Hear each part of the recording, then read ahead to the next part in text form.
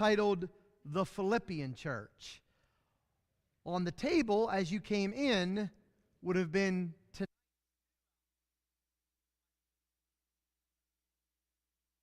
We're finishing up Philippians and then going into Ephesians, and I don't know as to how far we'll get on either one. I think we're going to finish Philippians, but that's why I wanted to make sure you had another outline out there in case, because I think we'll get into the book of Ephesians tonight, the church of Ephesus.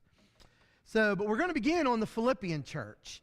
And we're going to begin to finish our lesson from last week. We're studying the New Testament congregations of God's people in the New Testament era that we can read about in Scripture. And so these are all, first century that we know about, because obviously the Bible was closed at the end of the first century. The canon was closed. So what we have from God is up to through the first century. And of course, the Philippian church we looked at last week. We talked about the background to the city. We talked about its emergence. And I want you to be thinking about how that church started, because I'm going to ask you after our prayer. And then the expansion, how it expanded. And then, of course, tonight we're going to look at some exhortations that Paul gave this church. Very, very close to Paul's heart. This was one of Paul's prized congregations, you might say. Very, very good church. Let's go ahead and begin with a word of prayer, and then we will jump right into our study, okay? Let's bow. Father, we thank you so much for another opportunity to be together tonight, to strengthen our faith, to open your word, and to build our faith according to the truth. We love you so much for truth. We thank you for the clear lines that you have drawn for us to walk in. We thank you so much for truth, Father, in a world that is just so mishmashed on what is right and what is wrong. You have given us a guidebook, and we can know that we know, and we can be confident in what we know from your word. We thank you for that. Give us strength tonight. Give us wisdom to impart the knowledge that you need us to impart. Help us to drink deeply at this great well, Father, that we might be quenched tonight, and that we might continue our study, that we might continue to dig deep into your treasures. Help us to become very familiar with your book. Help us to become very intimate and close to you. We thank you for the avenue of prayer. We thank you for all the blessings that we have as Christians. Bless this study to your honor and your glory tonight, and bless each one that's here. In Jesus we pray. Amen. All right, so the background of the city is a big city. Philippi was a very important city. Paul went there, and through the preaching of the gospel began the church at Philippi. How did the church begin? What was its nucleus? The center, the very beginning of it. Who was the first member? Lydia. Lydia and her household. Very good. And then that caused a little bit of problems, and that ended up with Paul, and who was his traveling companion? Silas. And he also had a couple of buddies with him. Oh, you are very close. They went a different direction. You're on the same program. They were with Paul, and then they split. They went a different direction, and Paul came over here with Silas, and he had two other friends with him. Timothy and Luke. Very good.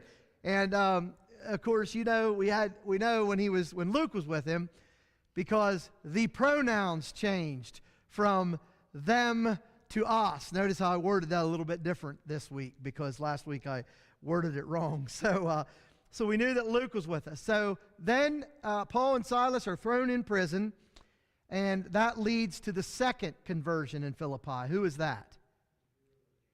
The jailer and his household. Very good. So we have the nucleus starting with Lydia and her household, then the jailer and his household, and then Paul comes back through on his third missionary tour, and he strengthens the church there. And then, of course, he pens the letter that we have in our Bibles, Philippians, about 62 AD 62, from prison in Rome, or more likely house arrest. We call it prison, but he was more likely a house arrest. So then the church, we see, had developed. What are some characteristics that we saw last week that indicated its development? What were one of the major things that we see? Yeah. Yeah, they had elders and deacons. In the very first verse of Philippians chapter 1, we see Paul's writing to the shepherds, to the bishops. And so they had elders and deacons. Very, very good, Allie. Okay, what kind of church were they as far as when Paul wrote to them? What kind of church were they? Kind of congregation? Determined. They were determined. They were going to stick with it. What was so interesting about that? What were they facing at this time? Persecution. Persecution. And so, and we're going to see this a lot throughout the New Testament. We're going to see most of these congregations were facing some kind of persecution. And Paul said, listen, you guys are determined. And then they did something else. They were very benevolent with a couple of things. What were they benevolent with? Yeah, they shared the gospel and they shared their goods. That's right, Sherry. And there's nothing wrong with reading your outline because that's why I gave you the outline. Okay, yes, Mrs. Knopf. Okay, well, that's a good question. The persecution had really started, as we noticed, in the Jerusalem church. And that is what really sent them out, sent the church out. When they continued, at this point, they were mostly under, it was a lot of persecution from the Jewish opponents to Christianity. Of course, Paul had converted, but a lot of his problems were still coming from his brethren, from his countrymen, as he would call them. And in Philippians, we even see his pedigree. We see Paul's pedigree in chapter 3. Maybe our young people could speak a little bit more about that, or teens, because I know you're studying the Apostle Paul on Sunday mornings, are you not?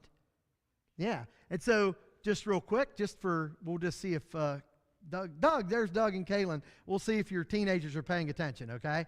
So, what kind of sect of Judaism was Paul a part of before he became a Christian?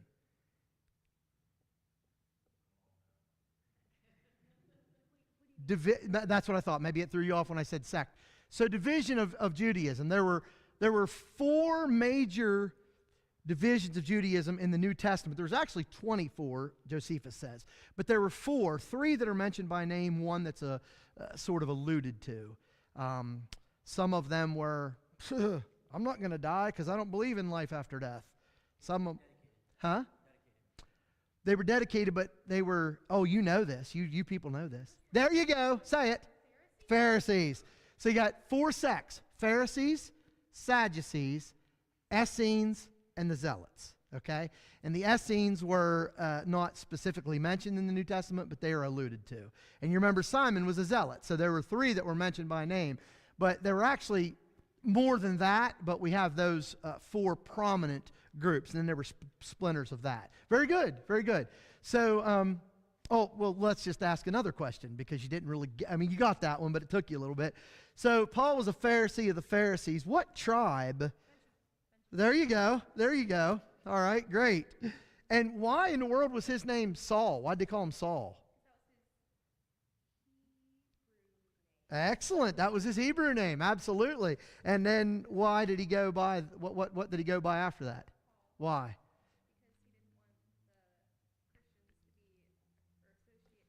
Most likely, yeah. He didn't want any association with that as far as I'm linked to that. Probably that's the case, yeah. Very good. Very good. So, they won't be here this Sunday, Doug and Kaylin, but you could give them a lollipop if they were. They did okay. Kaylin, he's thinking you could have done better back there. He's shaking his head, so you might want to talk to him after class. Very good. These folks were, distributing the gospel. They were greatly encouraged. Paul encouraged them, and they encouraged Paul. Paul was very encouraged by their distribution of the gospel. And then, of course, 2 Corinthians 8, remember when he's talking about giving, he said the poor churches of Macedonia, they gave of themselves first. And that's really going to be important to understand, especially in 2 weeks when we talk about whether Christians should tithe or not. Just remember that, okay? Remember that they gave of themselves first. That'll be in our Berean class. So, all right, let's look at some exhortations now. The exhortations we read about in the book of Philippians regarding the church here. Paul is writing to them by the guidance of the Holy Spirit, and he's encouraging them, and he's encouraged. There are 3 areas I want us to look at. Number 1, I want us to look at the universal exhortations. All right, so I'm going to give you a few verses, and we're going to read a few of these, all right? So how about Philippians 1:9? Who would like to read that? Stephen. How about Philippians 1:28? Brielle? How about Philippians 2, 15 and 16? Allie? How about Philippians 4, 3 to 8? Ava. It's so natural, it's just so natural, Ava. So we'll just stick with those universal exhortations. Universal exhortations. Philippians 1 and verse 9, Stephen. In this I pray, that your love may abound still more and more in knowledge and all discernment. Discernment, okay. So he says, obviously they had love, and he said, I'm exhorting you. I'm encouraging you that your love grows, keeps on growing, and that you grow in knowledge and discernment. Real quick question, what's discernment? Judgment. Yeah, why would that really be important? Well, it's really important for us too. But why would it really be important for these folks?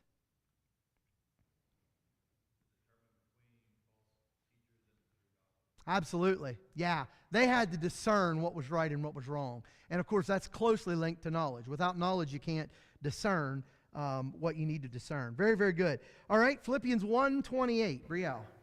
And not in any way terrified by your adversaries, which is to them a proof of perdition, but to you of salvation, and that from God. Okay, so again, he's encouraging them, don't be set back by your adversaries. Don't be set back by your problems. You keep on growing. You keep on maturing. And now remember, where's Paul at when he's writing this letter?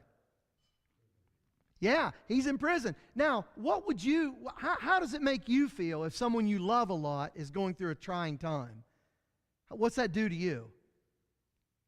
You're kind of going through a trying time, right? How about you parents? If one of your children are going through something, Matt's back there, Nate's going through these headaches, like you wish you had them, right, Matt? I mean, I wish I could take those from Nate. Matt's like, I wish I could take those from my son. I wish he didn't. So Matt may not have any headaches, but Matt's hurting, just like he does have a headache. Stacy too. They're hurting because their son is. Paul had this church. They were looking at each other. I mean, it was like a father-son relationship. It was a very close, intimate relationship. So when these children, if you will, looked back at Paul, he's in prison, and they're fearful for him, and they're also undergoing persecution. So Paul's writing, and he's saying, listen, be joyous. You don't have to worry about this. It's going to be okay. He's exhorting them. He's encouraging them. Just universal exhortations. How about Philippians 2, 15 and 16? That you may become blameless and harmless, children of God without fault, in the midst of a crooked and perverse generation, among whom you shine as lights in the world, holding fast the word of life, so that I may rejoice in the day of Christ, that I have not run in vain or labored in vain. Now notice that. Like he says, we're in the middle of a crooked and perverse generation. We need encouragement, don't we? We need encouragement. They're going under all these things. They're under all this persecution. They look around, the world's terrible. Paul's in prison. I mean, is this Christianity thing even worth it? Paul said, listen, you keep shining your light. You keep being really bright. Hey, I don't want to be ashamed on the day of God, and I don't want you to be ashamed either. So you keep doing what you need to do. It's just a universal encouragement, just to encourage them to continue in the faith. How about chapter 4, verses 3 through 8, Ava? And I urge you also, true companion, help these women who labored with me in the gospel with Clement also, and the rest of my fellow workers whose names are in the book of life. Rejoice in the Lord always. Again will say rejoice. Let your gentleness be known to all men. The Lord is at hand. Be anxious for nothing, but in everything by prayer and supplication with thanksgiving. Let your requests be made known to God, and the peace of God, which surpasses all understanding, will guard your hearts and minds through Christ Jesus. Finally, brethren, whatever things are true, whatever things are noble, whatever things are just, whatever things are pure, whatever things are lovely, whatever things are of good report, if there is any virtue and if there is anything praiseworthy, meditate on these things. All right, again, universal expert. Now, how many times do you suppose these passages have been used to encourage people since Paul wrote them? Numerous times. I mean, these are some of my favorite verses to give folks when they are struggling with something. Because you know what? No matter what you're going through, what Paul tells us to do, verse 6, pray right. Verse 8, think right. Verse 9, live right. I mean, there it is. It's right in the text.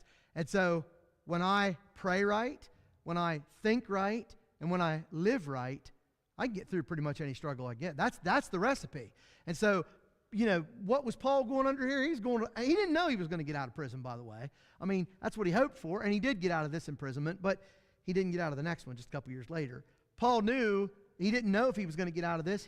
The Philippians didn't know what they were going to get. They didn't know what was going to come their way. Just like you and I, we sometimes today, what's going to happen to the world? What's going to happen to the church? I don't know. But you know what? We need to stick in there. That's what Paul was doing. He was universally exhorting these Christians just by way of a universal exhortation. Just nothing specific, so to speak, just kind of universally. Secondly, he brings up some unifying exhortations, all right? So what happens sometimes, and this is true of a family, this is true of the church, when a problem happens, you either do one of two things. It either draws you closer or it blows you apart. So Paul wants to make sure that they aren't blown apart. What happens sometimes when there's a problem? What do we have a tendency to do? If we're both in a problem, and then what could happen? What do sometimes people do? What do? They split. They split. How about this before they split? Well, if you wouldn't have done this, we wouldn't be in this problem right now.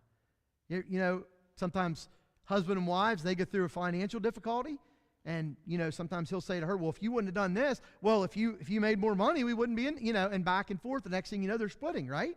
That can happen. Sometimes with a family problem. Well, if she wouldn't have said this, then I wouldn't be upset, and this wouldn't have happened. And a church is the same way.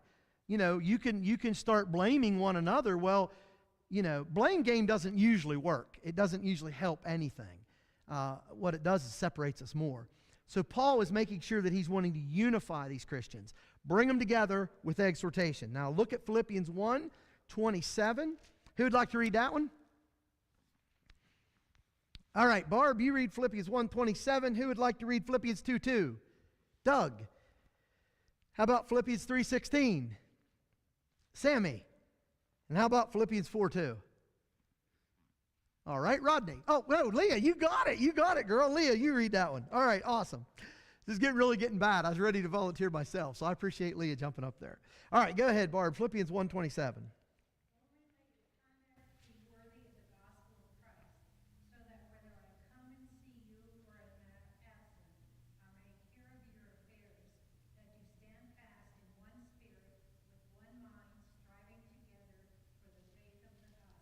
Now notice he's saying, I want you guys to stick together in your mindset. Don't split apart, whether I come to see you or whether I'm absent.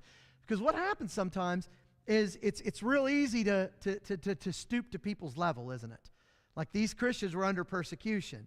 And so it's real easy to stoop to other people's level, the worldly level. Paul says, don't do that. You guys stick together as a tight bond, and don't let them affect your Christianity. Don't let them determine how you live as a child of God.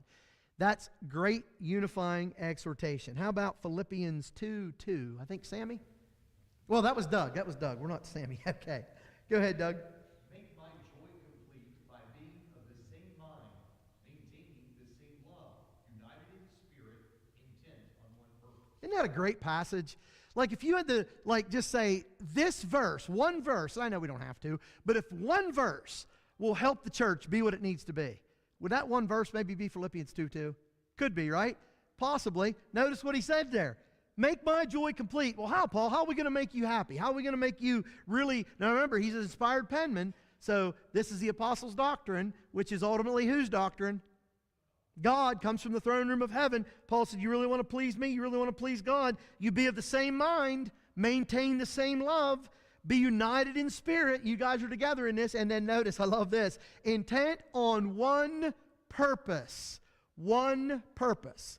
That is key to being unified. How about Philippians 3:16? I think that's you, Sammy. Nevertheless, whereto we have already attained, let us walk by the same rule, let us mind the same thing. Again, being of the same mind, being unified. And of course, he'll go on to say here, and I didn't want Sammy to read this, but if you went on, you could see that there were some who weren't walking that way.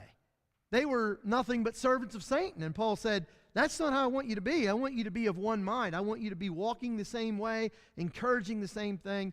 And we're going to see that there were, well, let's look at the next one. Let's go ahead and read Philippians 4:2. Leah. I implore you, Odia, and I implore Syntyche to be of the same mind Okay, so we say, oh, everything was roses and truffles. Everybody was just happy in Philippi. There was no problems like we have today. Well, there was problem. There were 2 women there that couldn't get along. And Paul said, hey, I want those 2 women. I implore them. They need to get their stuff together. They need to get their minds together. They need to stop making trouble, and they need to be of one mind. Paul is writing to them and exhorting them. Now think about this. This is a great church, a great congregation. But they had a problem. People wouldn't get along in that church. And so Paul said, I'm telling you, they need to be of the same mind. And by the way, when we are striving for the same purpose, back to Philippians 2:2, if we're striving for the same purpose, do you think that unites us or divides us? Yeah, it unites us. So then, where does division come in? How are we divided? Exactly, just flip it on its head. So, the same purpose. Well, what is the purpose of the church? Glorify Christ, glorify God. So what happens a lot of times, numerous times, I've seen this. What happens is somebody's not intent on glorifying God, they're more intent on glorifying themselves. And when a person wants to glorify themselves, and we talked about servanthood, remember, we're all servants in the Master's kingdom. We're all servants. So, like you think about it at home, I mean, there are better servant jobs at home, and there are less servant jobs at home. For example, I don't know of any servant that doesn't like to sit down and help clear the plates by eating. I think we all like that part, right? But there's maybe not as many servants to go around when it comes to scrubbing the toilets a little bit later, right? We like to eat the food, but we don't like to scrub the toilet. Now that's a little different job. I don't want to do that. You know what? Sometimes it's that way in the church. I'm not talking about literal toilets. It might come down to that. I'm not talking about that specifically. I'm talking about things where people want recognition by doing stuff. They want to be recognized, but they don't want to do jobs where there is no recognition. Now let me ask you something. In the church, are there lots of jobs that need done that get very little recognition? But ultimately, whether it's a high recognition, as we would look at humans, or a low recognition job, where does the ultimate recognition come from? God. When King Jesus is on his throne, here's the program of the church. Here am I, send me. Well, we really need, now this is just going to be so clear as crystal. I don't mean to be that clear. We really need somebody to teach. We don't. I'm just using this as an illustration.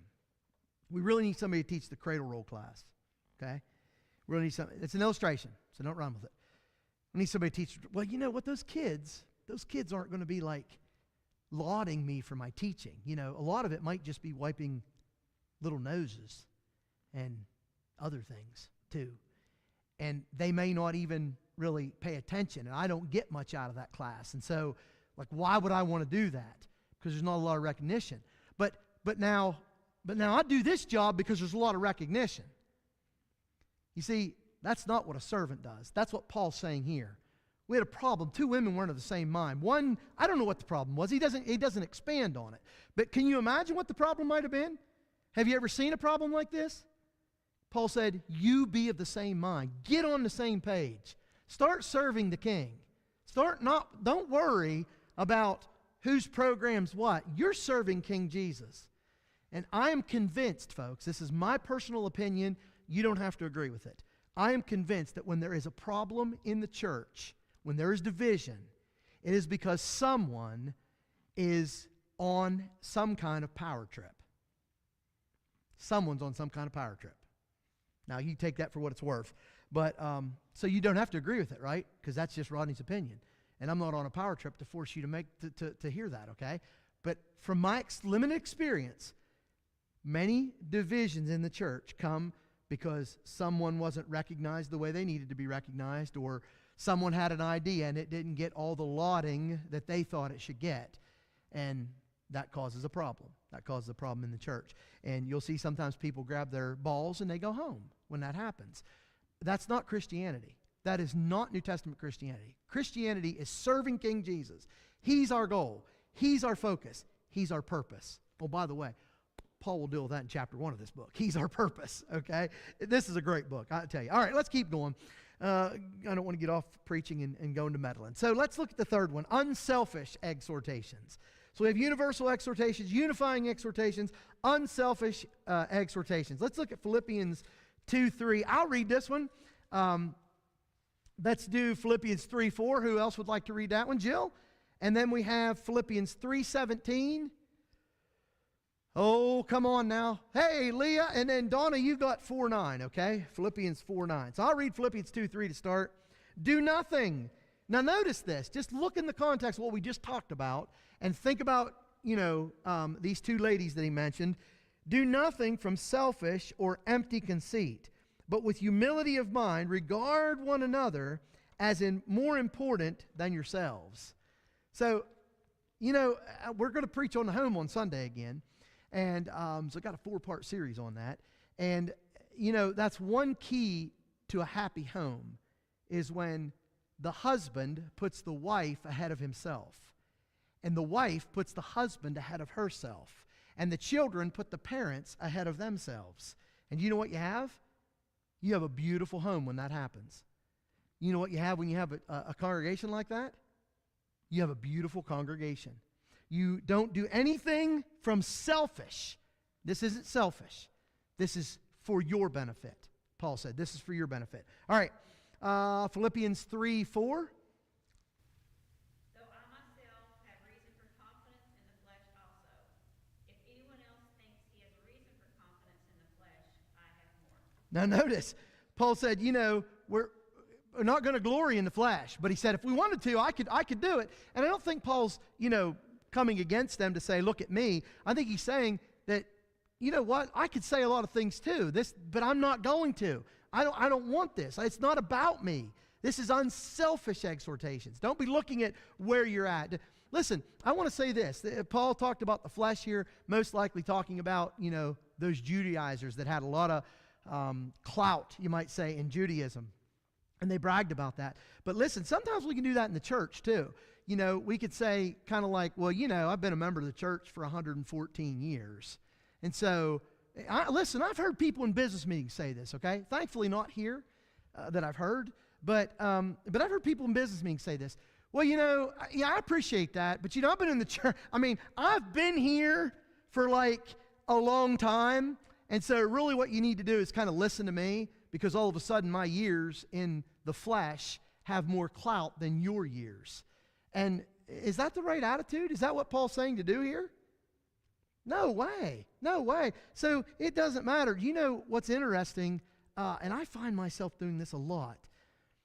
I find myself attempting to teach others the gospel, but in doing so, I end up learning a lot. Do you notice that, Jolene? The goal is to teach them the gospel. Well, you say, are you that inadequate to teach the gospel, Rodney? That you're learning something from a person who doesn't even obey the gospel? No, I'm telling you that I learn stuff from people. When I study with people, I learn stuff. There's a man comes here some on Sunday mornings, and I'm encouraging him to sit down and study the Bible with us, and I think he will. And one thing I said to him was, listen, if you sit down and study the Bible with me, I'll benefit. Do it for me. Do it for me. If not for you, do it for me. And I think it kind of twisted his mind around, because in his mind, I'm a pastor. I'm not. I'm just a gospel preacher.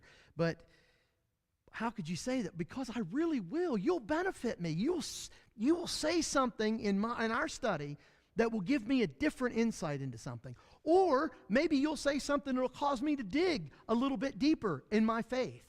You will help me. You will bless me. I think that's the idea here. We can learn from one another. Have you ever, you've been a Christian, let's say some of you have been Christians for a long, long time.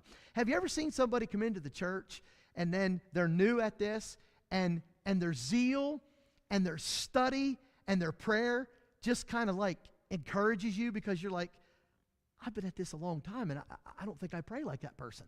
Like, I'm not saying you're comparing yourself with yourself, but you're looking at a new Christian and you're saying, look at the zeal, look at the enthusiasm. and it kind of makes you appreciate what you have. Sometimes when we're in it for a while, we forget what we have. We almost forget what it's like to be lost, don't we? I'll tell you what, new converts can teach us the beautiful blessing of the forgiveness of sins, lest we should forget it. So what I'm saying is we can learn from one another. We're no one's above each other. We're all on level playing field, and that's what Paul's saying. Unselfish exhortations. All right, let's look at Philippians 3:17.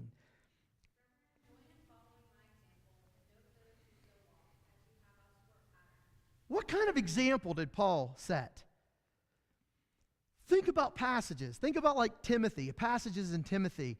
What kind of attitude did Paul portray himself as a Christian?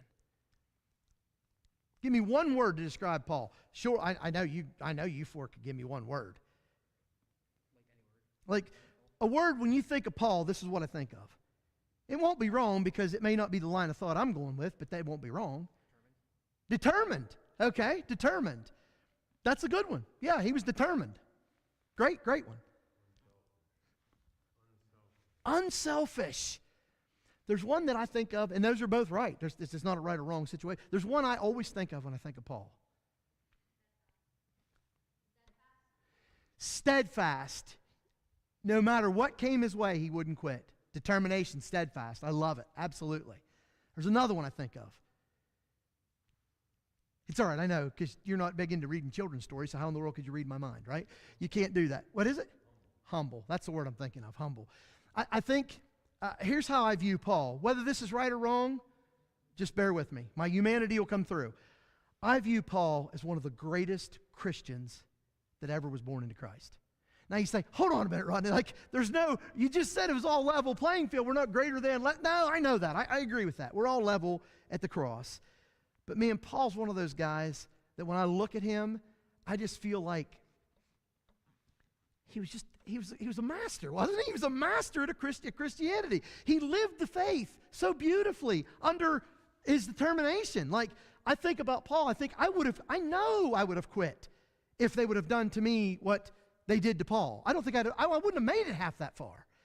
Can you imagine the things that people throwed in his face when he went to preach in areas that knew him? Oh, there you go. Oh, here's the great Christian. Here's the Holy One. Oh, let's all bow down and worship Paul. Remember when you drug my mother out, you scoundrel? How about that? Because you know he drugged people out and took them to be tried and killed. What about Stephen's family? We don't read about it in the New Testament, but Stephen had some family swinging around somewhere. Did they ever hear Paul preach? You hypocrite. You're up there preaching love. Oh, you wrote 1 Corinthians 13 on love. How much did you love Stephen whenever you were holding the garments of them that stoned him?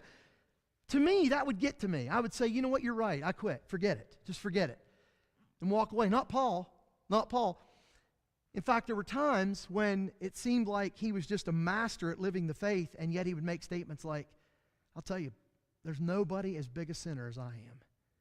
There's nobody that needs the grace of God like I do. Think about it. The guy went on 3, if you count his journey to Rome, 4 missionary journeys.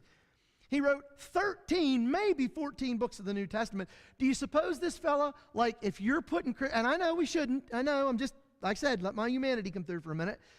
Do you think Paul's like he's not near Jesus. Jesus is the king, but Paul was his right-hand man. I mean, Paul was like really a great guy, but he was humble. He was humble. He was completely looking at opportunities for Jesus Christ. I love, he said, just follow my example. In other places, 1 Corinthians, he'll say, 1 Corinthians 11:1, he'll say, follow me as I follow Christ. You know, just a humble, beautiful, beautiful spirit. Beautiful spirit. How about Philippians 4:9? Then we'll end this book. Who had Philippians? Oh, yes. And received and heard and saw in me, these do, and the God of peace will be with you. I just, when I look at this 6 through 9, really, the whole chapter, but really 6 through 9, I just wonder what was going through Paul's mind when he said this, when he wrote this. Be anxious for nothing. Do you think he ever had anxiety? Sometimes we think about, when preachers preach something, we think it's because they've excelled at it. I'm going to let you know a little secret. I don't know about Paul's preaching, but I know about most preachers. When they preach on something, it's usually because they haven't excelled at it. And if they feel that they've excelled at it, the next sermon will be on humility, or it should be, okay? Like, I wonder if Paul was anxious. I wonder if Paul fought his thoughts. I wonder if Paul maybe even fought with his prayer life some. I wonder if he ever thought he was just unworthy. But he said this, he said, you just follow me as I'm following Christ. Just do these things. I'm writing this by the guidance of the Holy Spirit. So it's just this unselfish, unifying exhortations. He just wants to build people up. And you know, Paul's a great encourager. We think of Barnabas as an encourager. Paul was a great encourager. And I love this church. I love the Philippian church. It's a book of joy when he writes the book. And it certainly shows us what real Christianity can be like, even with problems, fixing those problems in Christ. Comments, questions, anything you got on the Philippian church?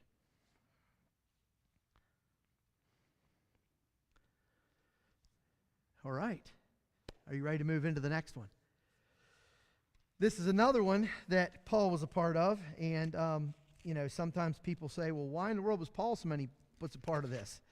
Well, God had in mind that he was going to use Paul, and he was going to use him well. And he did. He used Paul. Certainly, when we look at this church at Ephesus, the congregation at Ephesus, we're going to again see Paul's life here, but we're also going to see some other men that were a part of this congregation too. Let's look a little bit at the background to the city. Now, what I did was I left kind of a blank there for you, and you can kind of write in what you feel is important for your study.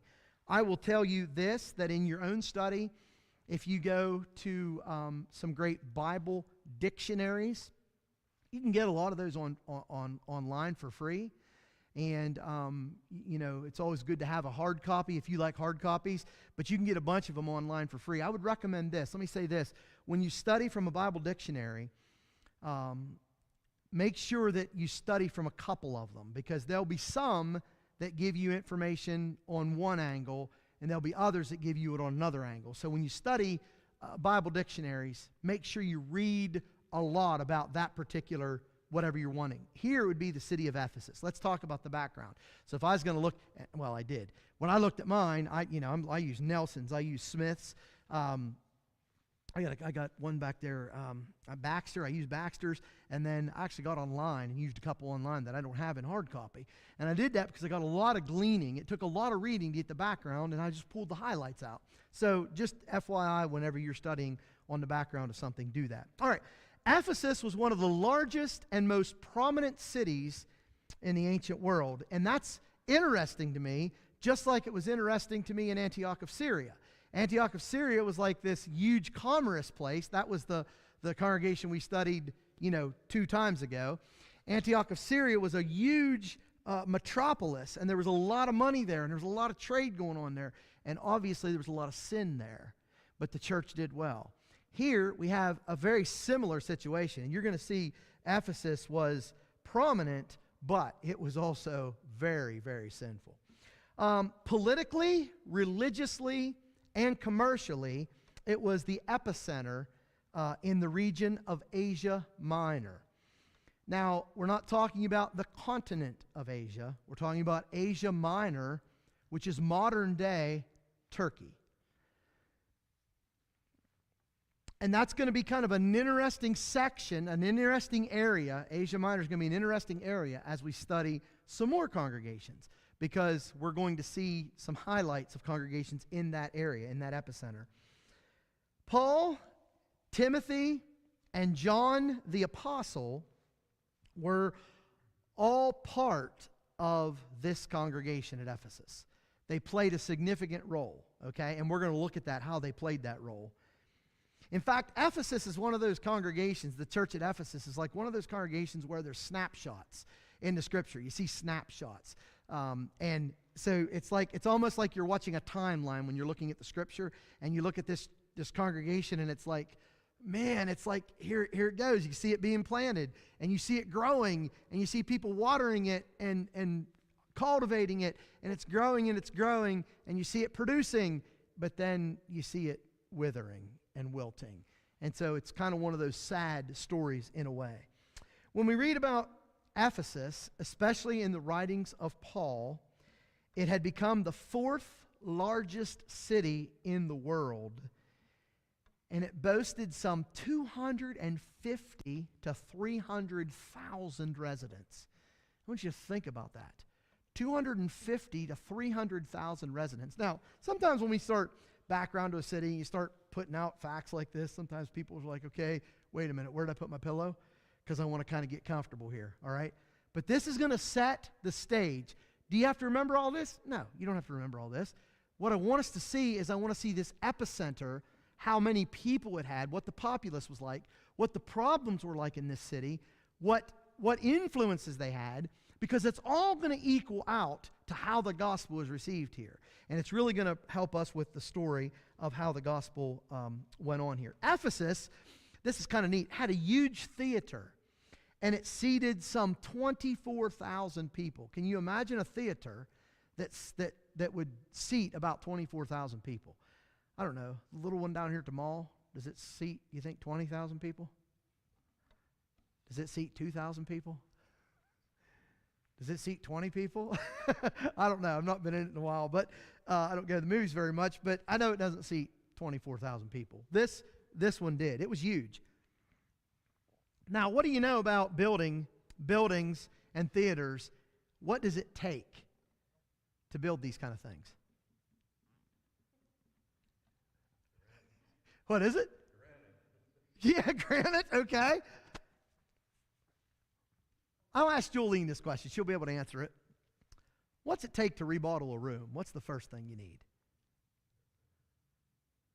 Money. Thank you. I was hoping you'd say that because we kind of, you remodel a room. It's funny. We remodeling a room right now. And you think, well, I'm just going to do this, this, and this. And the next thing you know, this, and this turns into that, this, and that.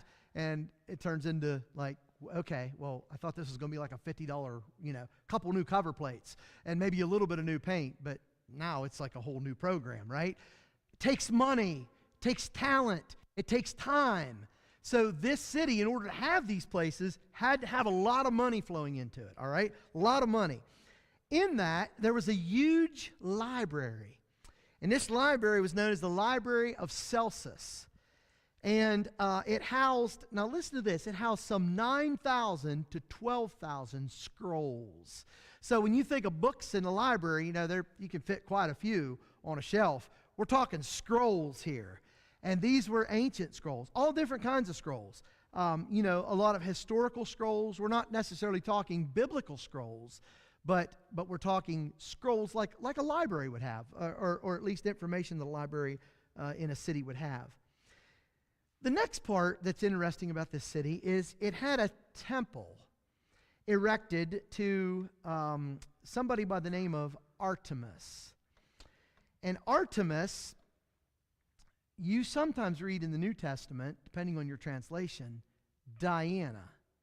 And the reason you'll read Diana, because Diana was the Roman name to this temple, Artemis. It was one of the 7 wonders of the ancient world. So we're not talking a little thing here. We're talking huge, huge structure. Now you say, well, what does that have to do with the price of tea in Ephesus? It has a lot to do with it. Because our story, as we kind of divulge some things about this city and the church, Artemis, i.e. Diana, is going to play an important role in the gospel being spread here. And I find that interesting because you would think something this big and something this sinful, and we'll talk about how sinful it was, wouldn't equal good reception of the gospel. But it's the very opposite. Nelson's Illustrated Bible Dictionary on page 406 says this, and I wanted to read this. I think it's important because it gives you a lot of information about this Artemis. As a twin sister of Apollo and the daughter of Zeus, does anybody ever study Greek mythology? Anybody ever study it? Yeah, so you kind of know these names, right? You know some of these people, right? Artemis was known variously as the moon goddess, the goddess of hunting, and the patroness of young girls. The temple at Ephesus housed, now think about this, the multi-breasted image of Artemis, multi-breasted image of Artemis, and it was supposed to have come straight from Zeus. Okay? That's Greek mythology. That's not biblical, but Paul is going to appeal to some of those superstitions as he preaches. The temple of Artemis in Paul's day was supported by 127 columns, each of them 60 meters high. Well, how big 60 meters? That's 197 feet. Okay? So, I'm trying to think how the best way to do this. Matt, when I deer hunt, I like to be up in my stand about 20 feet. Stephen, that's about 30 feet that you climb to get Chugga. This was 197 feet. Do you know how it feels to look down from 30 feet? Can you imagine 197 feet? That's the pillars. That's 127 of these pillars. How long would it take to build this thing? How much money would it take to build this thing? The Ephesians took great pride in this grand edifice. During the Roman period, they promoted the worship of Artemis, oh, this is important, by minting coins with the inscription, Diana of Ephesus. Okay? Now, once you get that backdrop, I don't read you quotes to fill in time. I read you that because that was important to know what we're dealing with in Ephesus.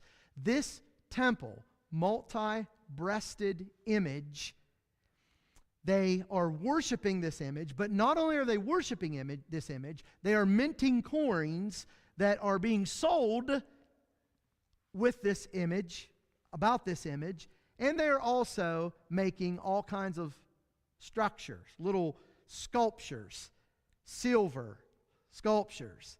And people that would travel to Ephesus, remember this is a huge trade route, huge area, they would come and, well, let me ask you a question. What do you do when you go visit somewhere? Well, I asked Sammy, because we just talked about a gas station here a minute ago. Sammy, when you go to Buc-ee's, what do you like? Well, I mean, beside the brisket sandwich. You like souvenirs, don't you? Sammy had a cup down here. I said, hey, that's a Buc-ee's cup. Yeah. Well, he went to Buc-ee's. If you don't know about it, just talk to Sammy about it. It's a really, really neat gas station in the South, okay? And the only problem is they don't have a lot of pumps. You have to wait in line for the pumps. No, they don't. They have all kinds of pumps. But, yes, want to get a souvenir. You kids are going to CYC. Bria already told me she's already ordered her hoodie. She wanted a souvenir from CYC. That's how we are. We want souvenirs where we travel from. Anybody that came to Ephesus, I mean, any probably non-religious person, especially non-Christian, would have definitely wanted I mean, they made all different kinds and all different sizes and all different kinds of money. And these silversmiths, oh, they were getting rich off this stuff. They were just like, I mean, on the street corner selling this stuff. So remember that. That's going to come in handy as we continue through a little bit. All right, any questions on the background of the city? Very prominent city, very sinful city. Yes, Jolene? I did a little research, and 197 feet is About about 18 stories. 18 stories. Okay. Whew, that is amazing. That is truly, that's big. That's big. So think about that. 127 columns, 197 feet that this statue is sitting on. So how big was the statue? I don't know. It was huge. You can actually see pictures. They have replicas and stuff if you get on dictionaries, and I'm sure they have some stuff online too. But you can actually see this thing. It is it's repulsive to look at. For you and I, it's repulsive to look at. It's a multi-breasted image. It's repulsive. But that's what they thought. That's what they were driven by. That's what all these people were. And so you're going to see a lot of this. And by the way, now we're not going to study the book of Ephesians, but when you study the book of Ephesians, you're going to see a lot of this coming out in Paul's writings. He's going to say, put off that former life. You know, the life that was lust-filled, the life that you walked in sensuality. Stop that kind of stuff. Well, what were these people like? I mean, they were in a sex-driven society. So it was a pretty bad place. All right, let's just begin with point number one, and then I just want to get started on it, and then we'll quit. So let's look at the derivation of this congregation. All right, so under that idea of the derivation, I have two things I want you to just kind of consider under that. The first one is the soil is prepared, and then the second would be the seed is planted and watered. Okay, so the first one is the soil is prepared, and the second one, and we won't get to the second one today, but the second one under that derivation is the seed is planted and watered. So at about AD 52, Paul, at the end of his second missionary journey, he comes to Ephesus. Let's go ahead to Acts 18. Acts 18. And by the way, for all us Bible students, and especially maybe some who haven't studied the Bible as long as others, some of you have studied a long time know this, I'm sure, but it's good to remember it. The book of Acts is so pivotal in the Christian faith. It is just so important. The book of Acts is just like, it's the key really to the rest of the New Testament. In the book of Acts, we see a lot of the derivation of the churches that you're going to read letters about. And case in point, you're going to read the book of Ephesians, you're going to read Revelation 2, the church at Ephesus. It all started in Acts 18. Let's look at Acts 18, 18 to 23. Paul, having remained many days longer, took leave of the brethren and put out to sea for Syria, and with him were Priscilla and Aquila. In Cenchrea, he had his hair cut, for he was keeping a vow. Then he came to Ephesus, and he left from there. Now he himself entered the synagogue and reasoned with the Jews. When they asked him to stay a little longer time, he did not consent, but taking leave of them, saying, I will return to you again, if God wills. And he set sail from Ephesus. When he had landed at Caesarea, he went up and greeted the church and went down to Antioch. So at his last the end of his second missionary journey, Paul comes to Ephesus. He goes in, he reasons with the Jews in the synagogue. Now, we're not told a lot of what happened there. We don't know. We do know this. They wanted him to stay a little bit longer, and he said, I can't right now. But if God wills, I'll be back to you. And he does come back. And we'll see that. So I'm talking about the soil being prepared here. I'm not necessarily saying he didn't convert anybody on this at this time, because there may have been some baptized. I don't know. The Bible doesn't say. But if nothing else, he certainly prepared the soil. Now, the reason I wanted us to see this is because I want us to notice how the early church went about establishing congregations and how they went about. The first thing was they had to prepare the soil. So Paul goes in, and where does he go? Where did it say he went? Synagogue. Why did he go to the synagogue? A lot of people there. Who were the people there? Jews, mostly Jews, yeah. And so he goes, and he's going to prepare them. He's going to prepare the soil. He's going to kind of test the soil. How bad do you want the gospel? Let's check this out. He's testing soil, and he's preaching the gospel. And this is going to whet their appetite. And it does whet their appetite. Because they say, hey, why don't you stay a little bit longer? And he says, I'll tell you what, I can't right now, but I'll be back if God wills. And when he comes back the second time, there's going to be, now between the time he leaves and the time he comes back, there's some work going on in this area, okay? It's good work, but there's some preaching that needs corrected, I'll put it that way. And Paul's going to come back and he's going to correct it, and that's going to begin the nucleus of this congregation here in Ephesus. And we're going to see this thing, it's going to explode. It's just amazing how the soil's prepared. He's going to plant some seeds here in a little bit. He's going to water it. He's going to keep nurturing it, and we're going to see it grow.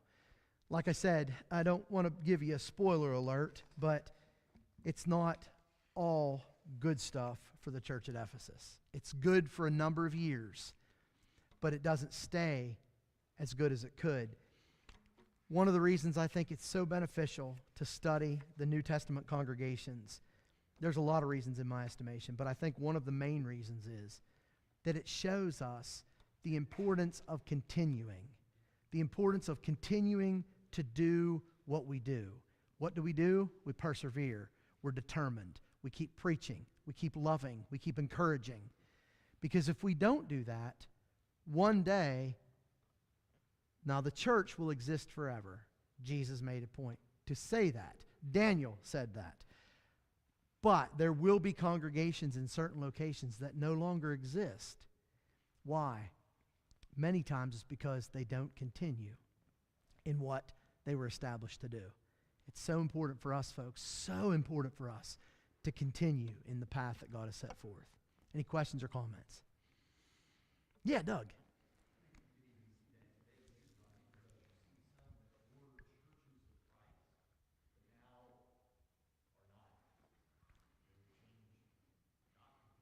Yeah.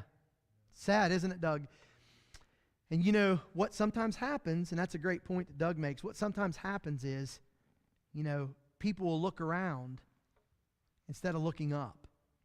They start looking around, and they'll start saying, and I've seen this with congregations, I've seen it, they'll start looking around and say, well, we got to do something.